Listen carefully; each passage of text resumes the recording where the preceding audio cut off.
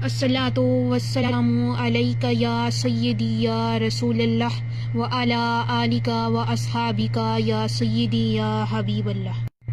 بسم اللہ الرحمن الرحیم۔ سید الایام جمعۃ المبارک۔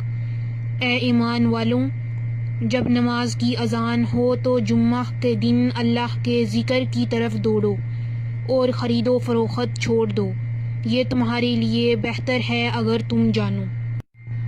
جمعہ کی تاریخ۔ علامہ ابن منظور افریقی لکھتے ہیں، جس دن کو زمانہ جاہلیت میں عروبہ کہتے تھے، وہی دن زمانہ اسلام میں جمعہ قرار پایا ہے۔ اس دن کو جمعہ اس لیے کہتے ہیں کہ اس دن عبادت کے لیے بہت زیادہ لوگ جمع ہوتے ہیں۔ جس شخص نے سب سے پہلے اس دن کو جمعہ کا نام دیا، نبی کریم صلی اللہ علیہ وآلہ وسلم کے جد امجد جناب کعب بن لوی تھے۔ اس سے پہلے اس دن کو یوم عروبہ کہا جاتا تھا۔ یوم عروبہ کا نام جمعہ رکھنے کے بارے میں حضرت عبداللہ بن عباس رضی اللہ تعالی عنہ فرماتے ہیں، جمعہ کو جمعہ اس لیے کہتے ہیں کہ اس دن اللہ تبارک و تعالی نے خلقت آدم کو جمع کیا۔ مزید جمعہ کی تاریخ میں علامہ ثعلب بیان کرتے ہیں، جمعہ کو جمعہ اس لیے کہا جاتا ہے کہ اس دن قریش دارالندوہ میں جمع ہوتے تھے۔ علامہ عبد الرحمن بیان کرتے ہیں، عروبہ کا نام جمعہ اسلام میں مقبول ہوا۔ اسلام میں سب سے پہلے جمعہ کی ادائیگی سن 12 نبوی میں مدینہ منورہ میں جمعہ کی جماعت کی امامت حضرت سیدنا اسید بن زرارہ رضی اللہ تعالی عنہ نے فرمائی۔ جیسا کہ سنن ابی داؤد کی روایت میں آتا ہے کہ حضرت کعب بن مالک رضی اللہ تعالی عنہ بیان کرتے ہیں کہ وہ جب بھی جمعہ کے دن اذان سنتے تو حضرت اسید بن زرارہ رضی اللہ تعالی عنہ کے لیے دعا کرتے تھے۔ اس کا سبب کیا ہے؟ حضرت کعب رضی اللہ تعالی عنہ نے فرمایا، سب سے پہلے انہوں نے ہی ہم کو حزم النبیت میں نکیح کے اندر بنو بیضا کی پتھریلی زمین میں جمعہ پڑھایا تھا۔ میں نے پوچھا، آپ اس روز کتنے افراد تھے؟ تو انہوں نے بتایا 40۔ رسول اکرم صلی اللہ علیہ وآلہ وسلم کے پہلے جمعہ کی ادائیگی 12 ربیع الاول یکم ہجری بمطابق 27 ستمبر 622 عیسوی کو جمعہ کا دن تھا۔ نبی کریم صلی اللہ علیہ وآلہ وسلم قباء سے سوار ہو کر قبیلہ بنی سالم ابن عوف کی وادی میں پہنچے تھے۔ جمعہ کا وقت ہو گیا۔ یہاں آپ نے 100 افراد کے ساتھ جمعہ ادا فرمایا۔ نبی کریم صلی اللہ علیہ وآلہ وسلم کی معیت میں یہ پہلا جمعہ تھا۔ جمعہ کی فضیلت۔ حضرت ابو ہریرہ رضی اللہ تعالی عنہ بیان کرتے ہیں کہ نبی کریم صلی اللہ علیہ وآلہ وسلم نے ارشاد فرمایا، جس بہترین دن میں سورج طلوع ہوتا ہے وہ جمعہ کا دن ہے، جس دن آدم علیہ السلام جنت میں داخل کیے گئے اور جس دن وہ جنت سے اتارے گئے۔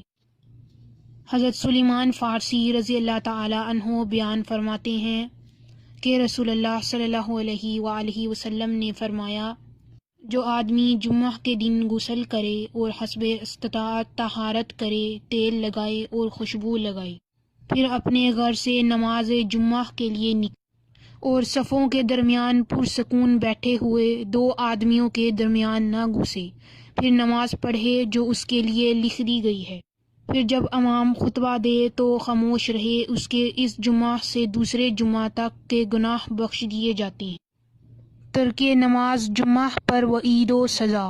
نبی کریم رؤوف و رحیم صلی اللہ علیہ وآلہ وسلم نے ارشاد فرمایا، جو شخص 3 جمعہ کی نماز سستی کے سبب چھوڑ دے تو اللہ تبارک و تعالی اس کے دل پر مہر کر دیتا ہے۔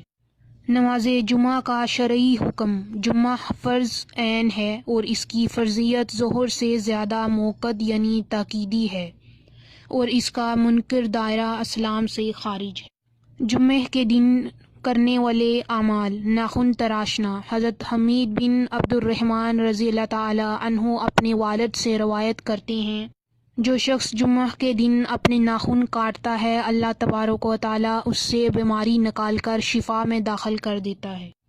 جمعہ کی ادائیگی کے لیے جلدی نکلنا۔ نبی کریم صلی اللہ علیہ وآلہ وسلم نے ارشاد فرمایا، بلا شبہ تمہارے لیے ہر جمعے کے دن میں ایک حج اور ایک عمرہ موجود ہے، لہذا جمعے کی نماز کے لیے جلدی نکلنا حج ہے اور جمعے کی نماز کے بعد عصر کے لیے انتظار کرنا عمرہ ہے۔ غسل جمعہ حضرت سیدنا ابو بکر صدیق و سیدنا عمران بن حسین رضی اللہ تعالی عنہما روایت کرتے ہیں کہ رسول اللہ صلی اللہ علیہ وآلہ وسلم نے ارشاد فرمایا، جو جمعہ کے دن نہائے اس کے گناہ اور خطائیں مٹا دی جاتی ہیں، اور جب وہ چلنا شروع کرے تو ہر قدم پر 20 نیکیاں لکھی جاتی ہیں۔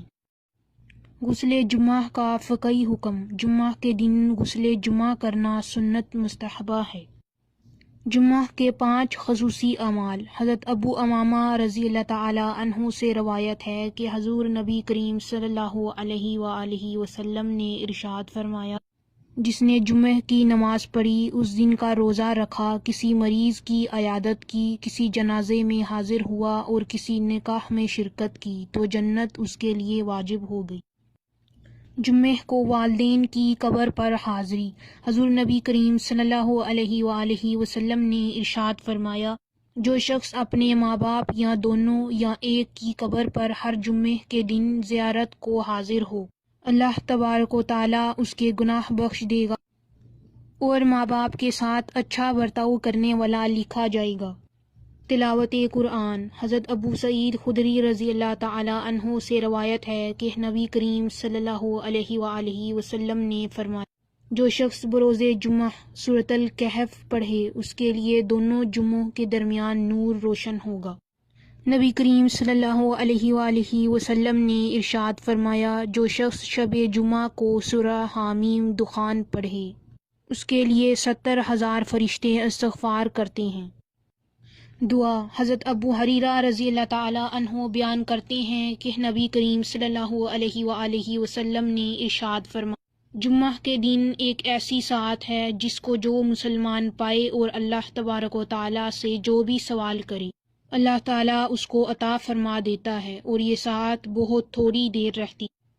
عمدہ لباس اور خوشبو۔ حضرت ابو سعید بیان کرتے ہیں کہ رسول اکرم صلی اللہ علیہ وآلہ وسلم نے ارشاد فرمایا، مسلمان پر حق ہے کہ جب جمعہ کا دن ہو تو وہ مسواک کرے اور عمدہ لباس پہنے، اور اگر اس کے پاس خوشبو ہو تو وہ خوشبو بھی لگائے۔ جمعہ کے لیے روانگی۔ حضرت ابو ہریرہ رضی اللہ تعالی عنہ بیان کرتے ہیں کہ رسول اکرم صلی اللہ علیہ وآلہ وسلم نے ارشاد فرمایا، جو شخص جمعہ کے دن غسل جنابت کرے اور پھر مسجد میں جائے گویا کہ اس نے اللہ تعالیٰ کی راہ میں ایک اونٹ صدقہ کی۔ جو شخص دوسری ساعت میں جائے گویا کہ اس نے اللہ کی راہ میں ایک گائے کا صدقہ کی۔ جو شخص تیسری ساعت میں گیا گویا کہ اس نے راہ خدا میں ایک مینڈا صدقہ کیا۔ جو شخص چوتھی ساعت میں گیا گویا کہ اس نے ایک مرغی کا صدقہ کی، اور جو شخص 5ویں ساعت میں گیا گویا کہ اس نے ایک انڈے کا صدقہ کیا۔ جب امام خطبے کے لیے آ جاتا ہے تو فرشتے آ جاتے ہیں اور خطبہ سنتے ہیں۔ نماز جمعہ کا وقت۔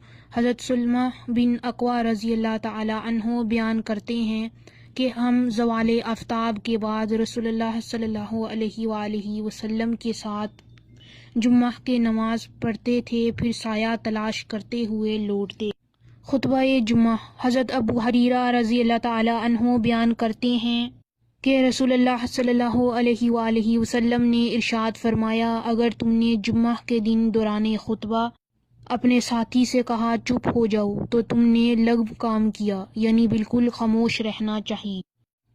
خطبہ جمعہ کا فقہی حکم۔ امام اعظم حضرت امام ابو حنیفہ رضی اللہ تعالی عنہ اور امام مالک بن انس رضی اللہ تعالی عنہ کے نزدیک دوران خطبہ خاموش رہنا واجب ہے اور بات کرنا مکروہ تحریمی ہے۔ امید ہے دوستوں آپ کو یہ ویڈیو ضرور پسند آئی ہوگی۔ ویڈیو پسند آئی تو اسے لائک کیجئے، اپنے دوستوں کے ساتھ زیادہ سے زیادہ شیئر کیجئے، سبسکرائب کیجئے، اور ساتھ ہی ساتھ ہمارے بیل آئیکن کو بھی پریس کر دیجئے تاکہ ہماری نئی آنے والی ویڈیو آپ تک بروقت پہنچتی رہے۔ ہمارے فیس بک پیج کو بھی فالو کیجئے۔ انشاءاللہ ملیں گے ایک نئی ویڈیو کے ساتھ، تب تک دیجیے اپنی میزبان کو اجازت۔ اللہ حافظ۔